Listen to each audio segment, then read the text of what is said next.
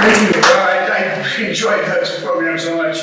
I was going to wind up in situations trying to follow programs like that. It's been a while since I've seen Doug, and the days when you actually had live participants in the original Everett free speech fight to talk to, it seems maybe like we dreamed it, you know. Jack Miller and people of that generation, fortunately, were recorded by Stu Bird and Deborah Schaffer in the Wobbly's documentary. So even some of it comes off so clearly, even across cinema. All of them are gone now, but amazing people, amazing stories to tell. And I think some of the challenge, well, let's face it, we were laughing the other day with some media people about after we've been doing this for 40 years, pretending to the public that there's going to be a new angle on the Everett Massacre. There should be some sort of penalty for that. I'm not exactly sure what it is, but I make sure I was out of town when something out there. But the fact is that always the challenge with this, because you see we're using materials that were done, in many cases the most powerful statements about this were made 100 years ago. Things were very different 100 years ago. Things were very complicated in different sorts of ways. Things that they took for granted and the meanings of things they were saying or the images they were using, they're different. So what you're really looking for is something that qualifies, I think, as kind of the some of the higher levels of art. You're looking for some kind of meaning in this that touches you or touches people now in a way similar, hopefully, to what people might have experienced at the time. That it can't just mean nothing. And I would have to confess that that might be the conclusion you would reach. Some of the people in this room have spent many, many weeks and months and years studying this because it sticks in your craw that it could mean nothing. That in fact what it was two disparate groups battling it out, and the result was a disaster for both of them. And if you come to that conclusion, boy, I don't think I would maybe argue with you. But on the other hand, over the years, Margaret and I talked to an awful lot of very elderly gentlemen who lived the rest of their lives after 1916, believing that those IWW died for them. Dr. Clark used to argue with me about this, but the fact is, I would insist, if a person lived his life believing that a group with a set of beliefs had actually laid down their lives for him, and as a result of that, his life was drastically better, and he had an example of courage that inspired him for the rest of his life, then it did have importance. The Wobblies and what they did in Everett in 1916 did not change the working conditions in the mills or in the camps. It didn't affect that. What affected that was a pernicious sort of pattern of war and greed and economy and industrial intelligence and stupidity and a whole complex warp and woof of things that are not nearly as satisfying as the idea that people face death so that you wouldn't have to suffer humiliation and social injustice. And that's what the Wobblies were saying. But then we're talking about a free speech fight. Okay, come on, what kind of free speech is worth getting beaten up for or killed? And the fact is, they seem to have said that they knew, that they were willing at a certain point to die or to be beaten senseless for what they believed in. And irresistible. I can't resist that. I want to look in those faces and understand where they got the courage to live the life that they believed they needed to live. Because we all need that, right? We all need to believe that we have the courage to be able to face the things that put our consciences and our senses of humanity at risk. And they seem to be doing that. Now, about the time they carved IWW across the forehead of some poor sap who's trying to ride a freight and toss him off into a slough somewhere because he's not a member of the organization, I got to stop and think, hold it, folks. There's a whole layer of romanticism here that maybe we also have to penetrate if we're going to fairly deal with a radical movement that was threatening to burn mills or blow up steam engines or stick spikes in logs so that people would be killed by the shrapnel. All those are the other sides of the reality which was industrial frontier extractive industry when it was its most nightmarish. You have to remember that there was an industrial commission traveling the United States during those years, just before the Everett Massacre, going from town to town, trying to talk to labor and management. What the hell is going on?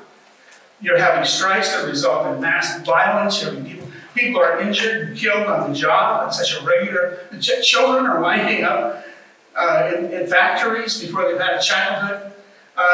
There was a crisis in 1915 and 16, and it was about to get marginalized by an international conflict. Isn't it amazing how war then sort of distracts everybody, and the social justice that everybody was arguing about then suddenly gets put on the sidetrack, and we'll come back to it. After we've won this war against the forces of evil, after we've stood up for everything that's right and just and freedom in the world, then we'll come back and we'll deal with these people who are starving to death or don't even have roofs over the heads of their children. Those delays always seem to come at just the right break, so that you don't get the reform you really need, you don't get the changes, you don't get the compassion that we should, right on the framework we built, be able to be capable of. And one thing I discovered right off was that it was never a fair fight. You know, if you're looking at the guy who just dropped off the underside of a freight train to come to Everett and get beaten up and thrown in jail for the issue of free speech for his class, for the working class, against who? The guy with the cigars and the brandy in the penthouse of his mansion over here on the bayfront? Okay, what's his fare? No. The guy in the penthouse is going to get beaten senseless because the Wobblies were geniuses. I'm going to show you some examples of the graphic art that they did.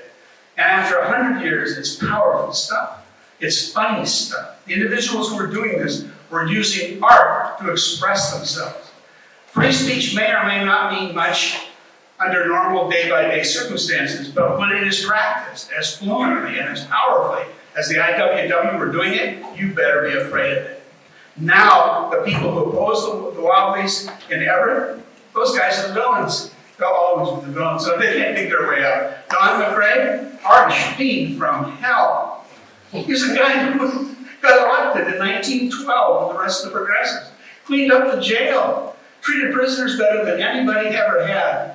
The local labor press called him the best sheriff Snohomish County had ever had. Lots of luck with that now. Sheriff McRae was a fiend, and as it turned out, all those things the Wobblies wished upon him in the way of the curse seemed to have occurred. Why? Because they were poets and they were painters. If you're going to take a side in this for posterity's sake, stand over there by the guy who knows how to sing a song that's going to make you cry. God, I hope we don't have anybody in here that would do that too. But anyway, but notwithstanding, a poet who can move you with words that 100 years after he wrote them on the wall of a jail in Chicago. Oh, that's somebody to be reckoned with. That really is. They took all those people and shipped those people off to Leavenworth Penitentiary. Those people were systematically made political prisoners of the United States government using alien and sedition laws that have been on the books since the very beginning. And who wins? Well, truth doesn't always win, because what you do is you create heroes and villains.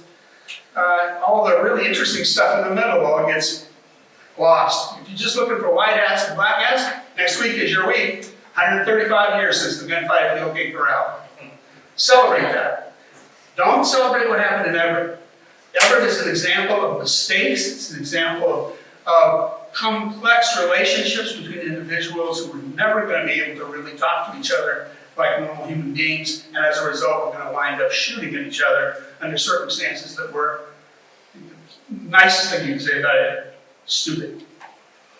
The first work of art I think that really stopped me in my tracks about Everett was the result of the work of the top guys on this list. I just picked 5, and there are a whole lot more than 5. And these 5 are not well documented. Each one of these gentlemen was a remarkably talented, gifted individual who left a record of things, sometimes large, sometimes just 1 or 2 works of art related to Everett, that help us remember what we help us think we've become remember what it was about. Yeah. I love the one that we use all the time, says we never forget. How do you never forget something that you didn't experience? What you're doing is you're thinking you want to remember the importance of what happened, the meaning of what happened. And these guys were all, in their own way, I think, geniuses. I think the first of them was a gentleman that for years was not quite sure what to make of his name scrawled on a work of art that appeared almost immediately after the Everett Massacre. Morris Pass was a Russian Jew who came here as a little boy in poverty with his parents, who was always an artist from the time he was little. And he had plans to go to the New York Art Institute, the art student suite there in Manhattan, where all manner of artists were trained, and that was what he wanted to do. He was 21 years old when the Everett Massacre happened, and he created the single piece of work that, to me, is one of the most memorable works of propaganda art that's ever been produced. But he was not who you'd necessarily expect. Morris was, well, you can tell looking at his face. He had been in a few fights by the time he was 20 or 21. But very strong beliefs about what the role of the working man was. You realize the Russian Revolution was going on in the other side of the world at the time that all these events leading up to Everett, in Bolshevik, a part of the American vocabulary, and we're talking about anarchists, and we're talking about nuances of socialism that people are frightened of, burning bombs in the hands of little anarchist cartoon characters running around through the newspapers. And Morris Pass and his brother Joseph were Russian Jews who were trying to find their way in a country that they arrived in as children. The very month of the Everett Massacre, Morris created something that appeared on the front page of the Industrial Worker. Let me read the words, because the words are important. Workers, remember your dead. In memory of Felix Barron, Hugo Gerlich, Gus Johnson, John Looney, and Abe Rabinowitz. Murdered by the master class in Everett, Washington on Sunday, November 5th, 1916. They died fighting for free speech. They gave up their lives in the struggle of our class for freedom. They are dead, but their deeds live on. Look at the image. Grieving workers against a really troubled sky. They just lost 5 of their number. An amazing, amazing piece of work. Almost immediately, the IWW decided to use the martyrdom aspect to full effect. So in a very short order, they had plaster death masks done of all 5 of the official IWW dead that resulted from the Everett Massacre. You see their faces across the top, as if they're flowers blooming, as if somehow or the other, their deaths and their immortality as works of art or artifacts was their destiny. Couple at the bottom, kneeling. Flowers that are the world, but also the symbol of the IWW, surrounding the outside edge of a magnificent lithograph. It seems to have had enormous importance at the time.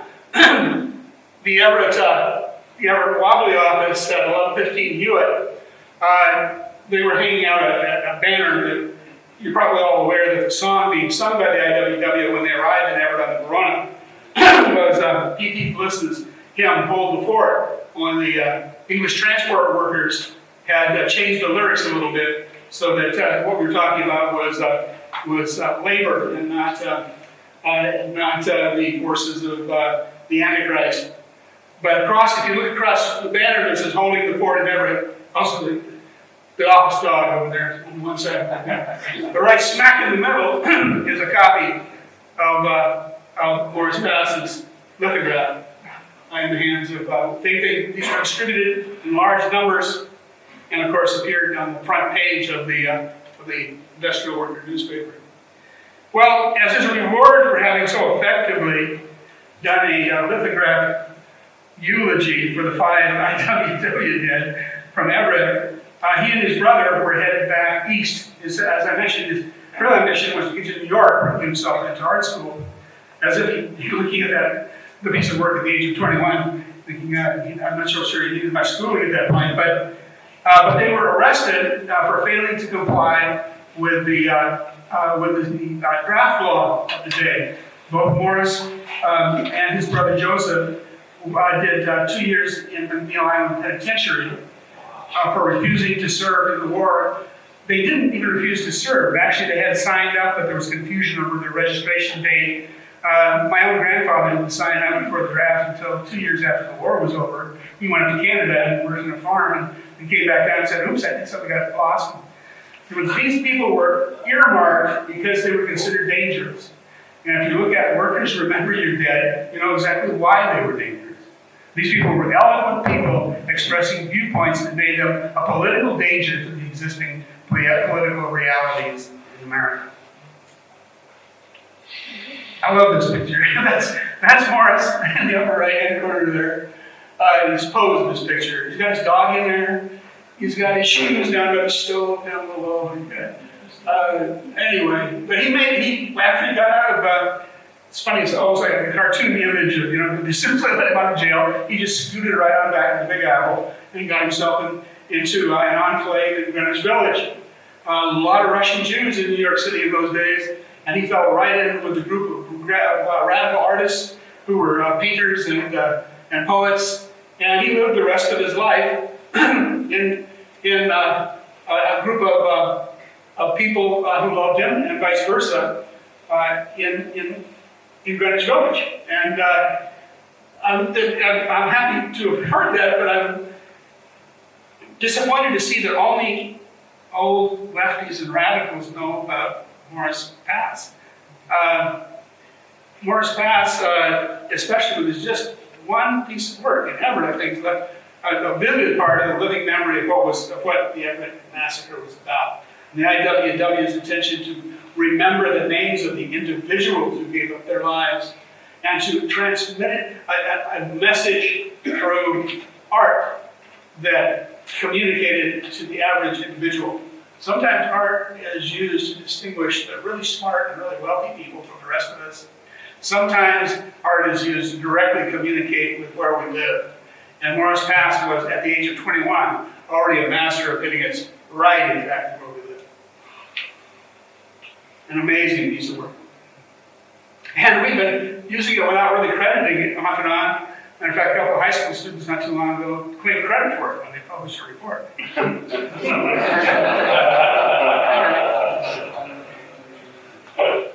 Another guy that amazed me, and discovers some of these things you find out about them in the strangest way. Leland Stanford Chumley was born not too far from Chattanooga, Tennessee. Large family, dead father, mother trying to raise a whole bunch of kids. He was working in a laundry by the time he was a teenager trying to support the family. Multi-talented guy, gifted writer of tracts on, for instance, among other things, the need for labor unions in cleaning establishments and places like that. And he was also a fairly talented guy with a pen. And from a very early date, you see pictures by Leland S. Chumley in publications by the IWW. 1915, of course, see, that the centenary of this seems to have gotten by me, I know, without what I feel probably should have been a proper observance. But the execution of Joe Hill was a major event in the history of the IWW. And one of the things that Leland Chumley did was to make this beautiful portrait of Hill that appeared in the International Socialist Review. A beautiful piece of portrait work that was done the year before the Everett situation. With a little signature down by Chumley, right on the chest of the Wobbly songster, the man who left us so many memorable things, transmogrified out of church music and turned into anthems for the labor movement. But the one that we all remember, and Adonais, this has been associated with the Everett Massacre observed here in Everett since the 1970s. Another example of superb graphics that ran in the Industrial Worker, like like Pass's eulogy. This was in the pages of the Industrial Worker when it was published in Seattle. Wonderful piece of work. Lee Chumley was a very gifted graphic artist, as well as being a polemicist and being an organizer of restaurant workers and laundry workers. And this is, I can't use the word icon because everybody, but it is. This is the image that you find enshrined in people's homes or inside their notebooks, the one that they associate with the idea. And of course, again, it promulgates that problematic concept. We never forget. Well, that was okay for the people who did this piece of work and the people who were at the time. But how do we not forget something we didn't experience, especially something as complex and intricate as the events that led up to November 5th, 1916, and for that matter, led away from November 5th, 1916. You see that Everett depicted as a dark mob with their guns out there bristling, waiting to get the drop on the Verona. Do you remember there was the Wobblies who embraced the idea of massacre, as we described this? The Wobblies were interested in maximizing the concept of martyrdom, were interested in the event being viewed as a pre-planned attempt by the master class to exterminate them. Massacre being like a predetermined program, something that's going to sort of a ethnic cleansing program by the local government here to take them out of action. And while there's not really a great deal of evidence to that effect, it's things like this that help promote that idea. You see the Verona pulling in to Everett Harbor, about to be ambushed by a bunch of Everett mobsters. One of them is so nasty, especially as recently with the beheadings idea, has been decapitation has only relatively recently made its re-entry into the media, but this is one that I always hesitated to use when we're talking to kids about what happened in November of 1916. You see Everett as an ape with a sword or a spear on which are impaled, dripping the heads of the individuals who were shot on the Verona. And at the same time, this great kind of muscular figure with the murdering of our fellow workers must cease, like a Colossus of Rhodes, the boat is sort of sailing in somehow. This monument, the Verona, the Wobbly battleship. Well, at this point, it must be sailing back out, right? But anyway, strong stuff, again, the work of LELAND, Stanford, Chumley. And of course, some of this stuff, it doesn't directly relate to Everett, but directs itself to the sorts of issues that the Wobblies were perpetually bringing up in street speaking and in their propaganda art was sabotage. Sabcat, a black cat, represents sabotage.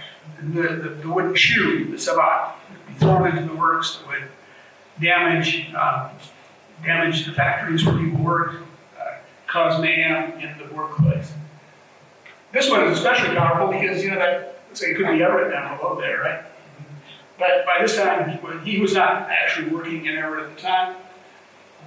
Love the cat. Sometimes it was a cartoon cat. It was almost comical, but Chumley's 1917 Sav cat, this one is not to be messed with.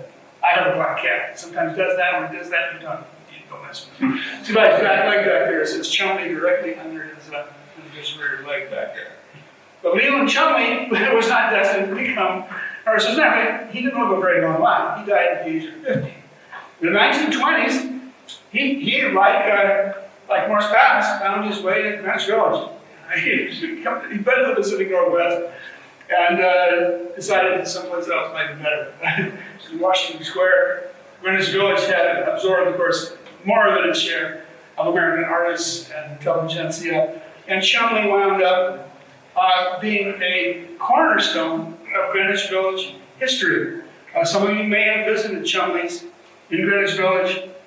It had a bad accident a decade ago that caused a lot of work to have to be done in the building to reopen it. But Chumley's still exists.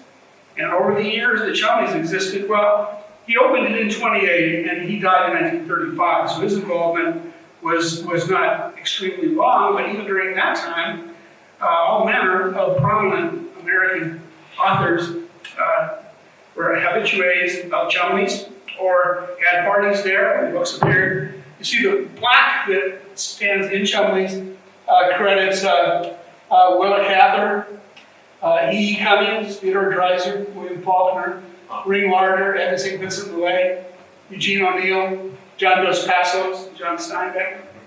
Like I say, if you visit Chumley's back in the day, you might see one of these writers actually in a booth working on something, or look at the walls where they have, even today, the book covers of things that were published by those people, and they had parties, the celebrations of the appearance of books in Chumley. As I said, it had a bad accident. It's been recently reopened after a major rebuilding. You know that phrase 86 something, that actually originated with Chumley's. Chumley's has no signage on the outside. And having been started right in the teeth of the Volstead Act years, to 86 something was to go out the 86 number door that fed out into Bedford, I believe it is, that's off the one side of the building. So that's to get out the side door before the cops came in the other door. That's where that 86 thing originated, was Chumley's Restaurant and Bar in Greenwich Village. Chumley is, well, I've never found a photograph of Chumley. The restaurant had a questionable image that looked like the wrong. The boxing commissioner that was with the picture couldn't possibly have been it. He wasn't around at that time. Anyway, so we're still looking for a really good portrait of Lee Chumley. We don't even have the basic data about this guy by the name of SWENSON, who was a Scandinavian who worked for years and years in political cartooning in Seattle. And what we know about him is that he left one of the most memorable pieces of political cartooning about Everett that has ever been done. We figured his real root must have been Macbeth, but it's one that you need some time to really look at and study. Here he has Everett as a blood-stained dowager being catered to by, well, one guy there, that's an Everett industrial tyrant. In the background are gunmen and thugs. The Everett Tribune is making sure that they've got some of the blood stains off and that she's wearing her fur coat. A capitalist whitewash press and a huge bucket down there in the middle. And just in terms of cast, this one has to be unusual, depending on whether or not you count the 74 IWW defendants in jail and the 5 buried up above. But Primp and Prime, they can't efface the bloody stain is a memorable piece of perhaps a little bitter political art that appeared in the Industrial Worker not that long after the event. It was actually just some of the work that he did. Well, initially, he'd started working in Seattle for a couple of different papers, and he did work off and on for the Industrial Worker when it was published out of Seattle. But his main career was drawing political cartoons for the Seattle Union Record. And he did a lot of those during that time. Be darned if we could find any information about him hardly at all. I think he died in 1951. But with a name like SWENSON, there are a couple of those. And of course, the Renaissance man of the IWW in the Pacific Northwest was a fellow by the name of Ralph Chaplin, who lived out the last part of his life in Tacoma. And was an important figure in the Washington Historical Society. And Ralph, I'd say that Ralph had multiple talents and gifts, is to understate it by a lot. He did illustrations under the name of Bingo. And of course, he was the man who gave the word solidarity to forever to the song that became the Wobbly's anthem. This picture was taken when he was being booked into Leavenworth Penitentiary with the other IWW who were arrested because of what they believed and expressed. He actually, from people who knew him, he was about this unpleasant for the rest of his life. But then you do even 5 years in Leavenworth, it can ruin your day. He wrote a wonderful book about what it was to be a Wobbly, or to be him and be a Wobbly. And some of his work, his graphic work, is represents the period so well. Again, he doesn't get credited all the time. You can see bingo down there in the corner. That means it's the work of Ralph Chaplin. And the message, fellow workers, remember, we are in here for you. You are out there for us. And of course, all those Wobbly prisoners who were stuck in Leavenworth, I mean, even the government began to be a little ashamed about what they were doing there. Most of them didn't do the full sentences that were inflicted upon them. But art like this is so memorable from that era that he not only drove his point home, but he made everybody sort of understand what it is to sacrifice something for your beliefs and for the movement. He also was involved in something, an ingenious way of spreading the word and just being a nuisance, if you're a Wobbly. Stickerettes have kind of reappeared. Little things, stamp-like size things that you can attach to things. So it was like kind of, instead of, they didn't have spray cans in those days, so if you wanted to dramatize something, you could use these little stickerettes instead. And some wonderful stuff. I don't know that all of it is directly Chaplin's, but we know that some of it is. And some of the images are very, very memorable. IWW is coming. See that industrial backdrop back there? Could be Everett. But it was really intended to be industrial landscapes, industrial cityscapes everywhere, not just in America, but all over the world. And of course, this wonderful clock with wooden shoes, sabots for sabotage, and the black cat representing the same thing. So what time is it? Time to organize. Organize now. Organize right. Remember, those were the final words of Joe Hill. Don't waste time in the morning. Organize. Big Bill Haywood's words about sabotage. To push back, pull out, or break off the fangs of the cow.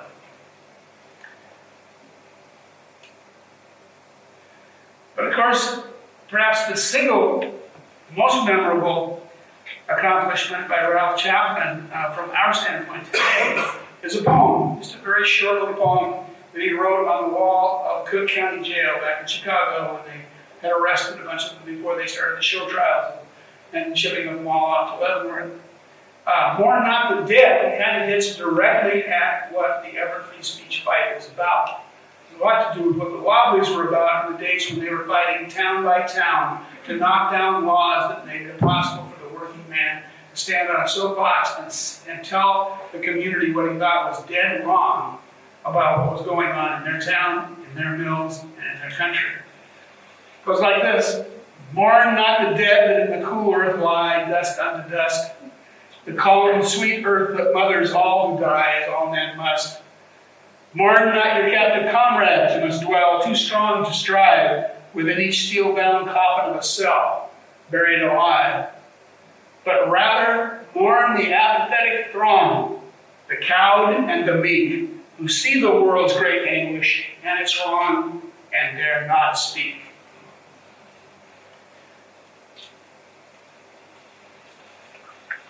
One of the people who was a fixture of the radical press in New York City for years and years, an illustrator of enormous talent, who did all sorts of different things, didn't get too much involved in specific propaganda art that related to Everett. He was pretty busy illustrating for a magazine called Massacre. Art Young, an amazing sense of humor, wicked sense of satire, and a man who knew all of the usual suspects that were involved in the IWW. So the Masses was regularly graced with illustrations by him, or covers by him.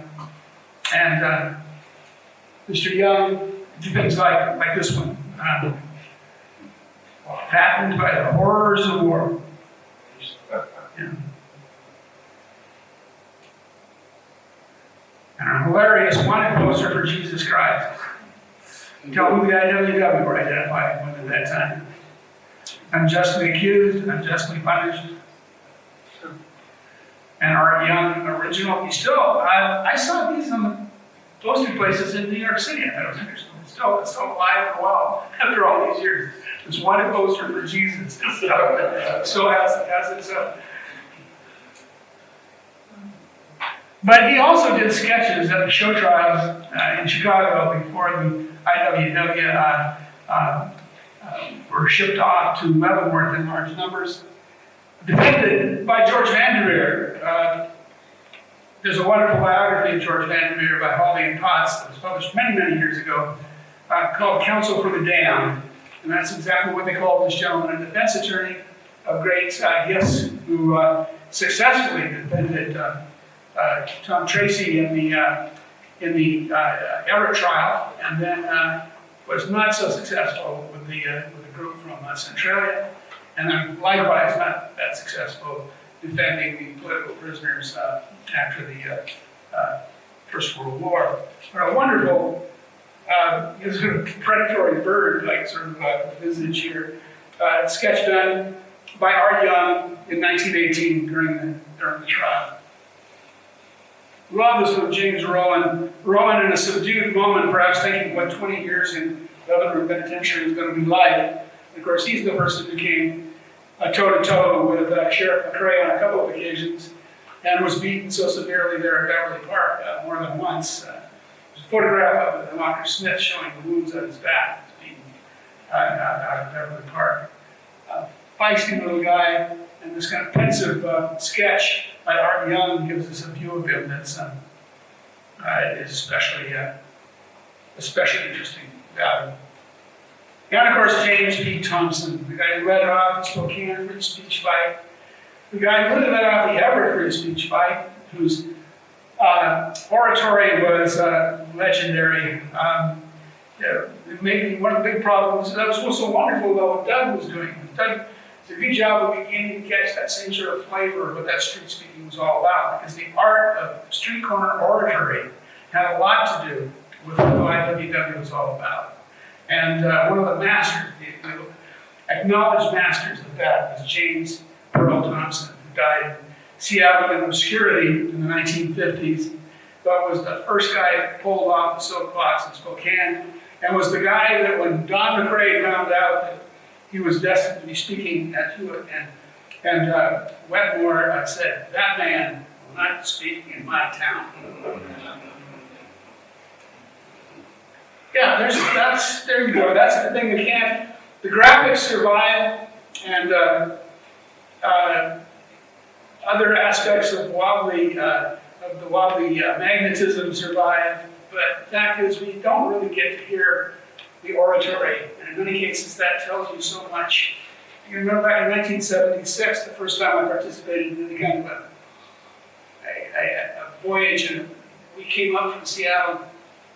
And Jack Miller proceeded to give us a soapbox speech standing on the ferry and telling us, addressing us as fellow workers, and making sure that we understood that by calling us that, he was conferring upon us an honor as great as if he were to call us his brothers.